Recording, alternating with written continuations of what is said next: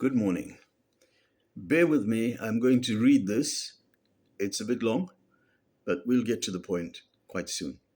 Now, on very many occasions, watching SABC television, the information displayed on the screen about the program is quite different from the program that's actually showing. I mean, a classic example was when I thought I was going to see the Curry Cup final, and that's what the information said.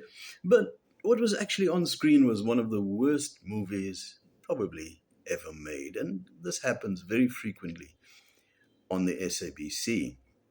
Now, it might help if the SABC staff actually did their work instead of, for instance, causing allegedly drunken disruptions on flights. I just took that one from my imagination.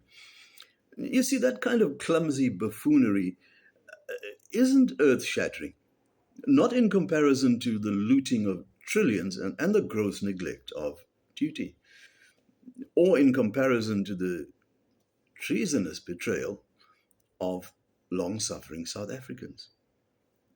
But it does illustrate something fundamentally wrong and broken in our country. It indicates how deep the neglect, the incompetence, and the indifference run.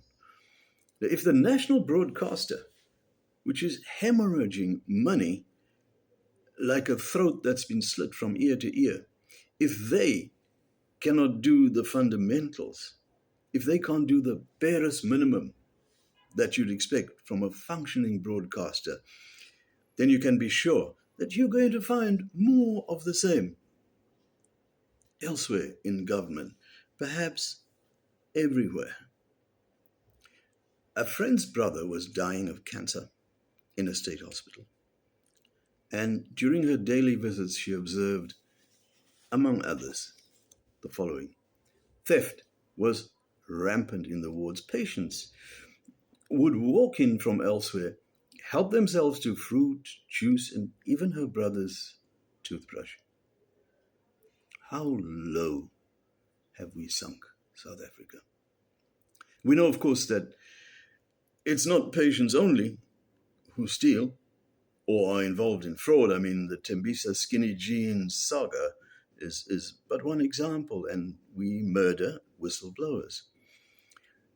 She saw that the nurses were only marginally interested in the welfare of the patients, something that I foolishly thought was the entire business of nursing.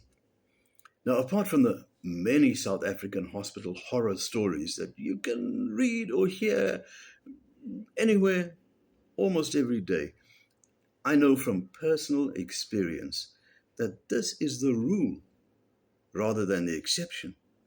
Indifference rules, incompetence flourishes. And we want to have a national health insurance. Back to my friend's brother. What a way to end one's days. What a way to be dying in the company of cold, uncaring strangers. How low we have sunk. It was a mercy that my friend's brother was taken home from the place where no mercy is. A place unacquainted with compassion and everything that makes us truly human, where the idea of Ubuntu is a cruel, hypocritical lie. I worked for a healthcare NGO relying on donations with excellent staff, from managers and doctors to care workers and volunteers, truly excellent people. And that's not just my opinion. Many, many patients traveled far from their own clinics to our clinic. And this was their view, that they got caring service.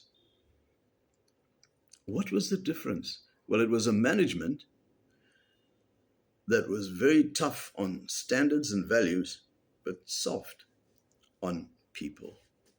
So as you celebrate 113 years of abdication, of responsibilities, of celebration of mediocrity. Here's the first thing you can do, ANC. Sack every one of the so-called leaders and managers who've made long careers out of betraying the people of South Africa.